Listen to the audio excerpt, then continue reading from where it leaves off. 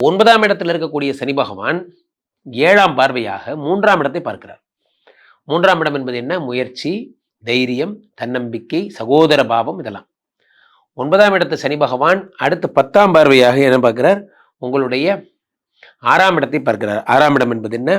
6ஆம் இடம் என்பது உங்களுடைய ரண, ருண, ரோக, சத்ருஸ்தானம், வியாதி, கடன், கஷ்டம். அப்போ இது கடகராசிக்காரர்களுக்கு ரொம்ப நாளாக வயிற்றுல பிரச்சனை இருந்தது சார், செரிமானமே ஆகலை, கிட்னி ரிலேட்டடான ப்ராப்ளம்ஸ் இருந்தது, அதெல்லாம் சரியாகும். 6 கூடியவனை சனி பகவான் பார்க்கும் பொழுது என்ன ஆகும் அப்படின்னா, இஷ்டப்பட்ட வேலை கிடைக்கும்.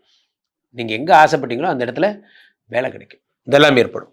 கடகராசிக்காரர்கள் வாழ்க்கையில் திடீர்னு லைஃப் மாறக்கூடிய விஷயங்கள்லாம் இந்த டைமில் தான் நடக்கும். காரணம் என்னவென்றால் 9ஆம் இடத்து குரு பகவான் அத்தனை நன்மைகளை தருகிறார்.